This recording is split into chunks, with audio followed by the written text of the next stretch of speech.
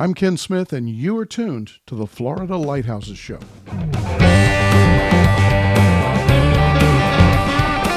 This Florida Lighthouses Show is made possible in part by the Visit Our Lights Specialty License Plate Program.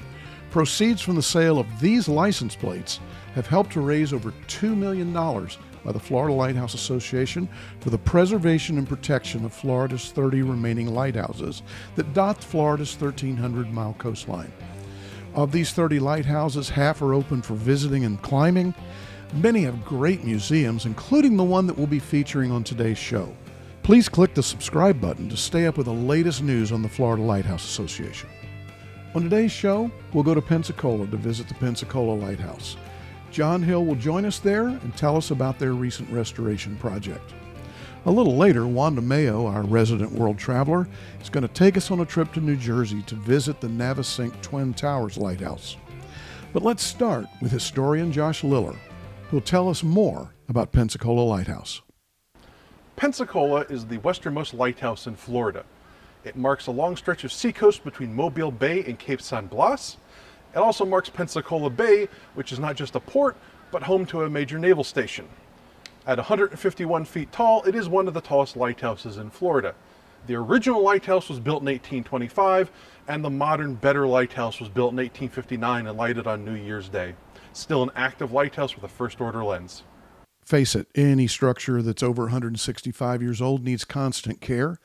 Pensacola Lighthouse started showing cracks many years ago, and fixing the cracks is just going to go on forever. The Florida Lighthouse Association, through the Visit Our Lights License Plate Fund, was able to give a $118,000 grant to help repair cracks on the tower. John Hill is the executive director of the Pensacola Lighthouse and Maritime Museum. In 2023, we had started to come off 10 years since our primary restoration that started in 2013. And some of the cracks that had originally been addressed in that 13 project started to open up towards the top. Initially, we had 350 linear feet of crack that were repaired with carbon fiber biscuits. And towards the top of these multiple cracks, 4 to 5 cracks, they had opened up to about 7 to 10 feet each. And the idea was this time was to go repair those cracks and go past the cracks so that we stop them from continuing along their path. The biggest challenge that we have to understand with historic structures is preservation is cyclical. Because you get it finished doesn't mean it's done. You're just resetting the clock. And if we want to maintain these structures for the future, they need consistent and constant maintenance and upkeep. And we get to a point in 2019 where we had finished everything, and then we start looking around, and then something like this comes up, and it's time to readdress it. One, the paint job was on a 10-year cycle, and the cracks started to open, so we need to go back and readdress those cracks. We cleaned up the ironwork. It becomes more of keeping ahead of, we don't want to get into the state of degradation that we were in 2013. Maintenance is cheaper than restoration, and FLA has been key in keeping our lighthouses ahead of the restorations and on track with their maintenance. Because there was some restoration work, we were able to partner some state money with this much larger FLA money and able to get that done within a year. That $118,000 grant was made possible because people in Florida have these Visit Our Lights specialty license plates on their cars.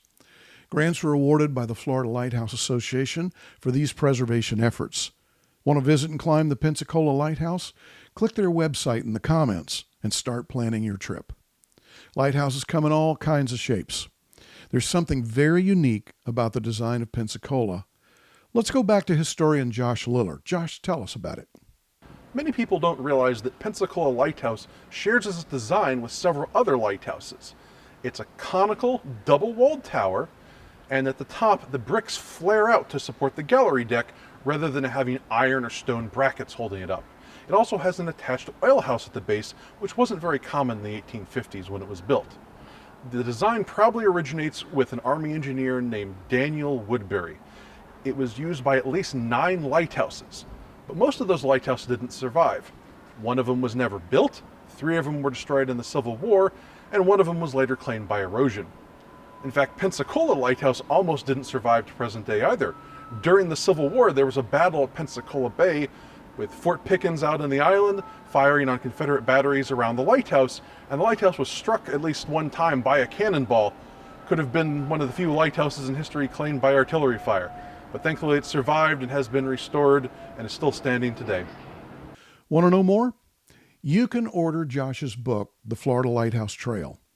It's the complete guide to Florida lighthouses, their history, and how to visit them. Florida Lighthouse Trail is available from all your favorite booksellers. The link to Amazon's in the comments. Now, let's go to Wanda Mayo, our world traveler, who visits lighthouses literally all over the world. Wanda's going to take us to one of her unique finds. I was visiting some friends who live up in the Northeast, and they took me to visit a very unique lighthouse, which is the Navesink Twin Towers. Navesink is located in New Jersey on the Atlantic Ocean, and it is very unique in that it actually has twin towers, two separate towers that are joined together in the middle with a lovely brick building. One of the towers is square, and the other tower is octagonal. Navesink was the first lighthouse in America to ever receive a Fresnel lens, and that was in 1841. They were tested there. The North Tower got a first order fixed lens, and the South Tower got a second order revolving lens. And these Fresnel lenses absolutely revolutionized how effective lighthouses began to be. And America finally joined the bandwagon and started putting these wonderful, beautiful Fresnel lenses in lighthouses. And by the Civil War, pretty much every American lighthouse had a Fresnel lens. Thanks, Wanda. If you're interested in the work of the Florida Lighthouse Association, if you want to look into supporting the grants we award by purchasing one of these beautiful Visit Our Light specialty license plates for your car, or maybe make a donation to the cause, or you just want to know more about lighthouses in Florida, the link to the Florida Lighthouse Association is in the comments. If you want to know more about the Pensacola Lighthouse and want to visit and climb it, click their link in the comments. Click the Florida Lighthouses Trail link to Amazon to purchase Josh's book, which is a great, great read. Also, please click the subscribe button. We'll keep you informed of the work we do. Thank you for your interest today. Purchase of the Visit Our Light specialty license plate helps us keep the lights shining in Florida.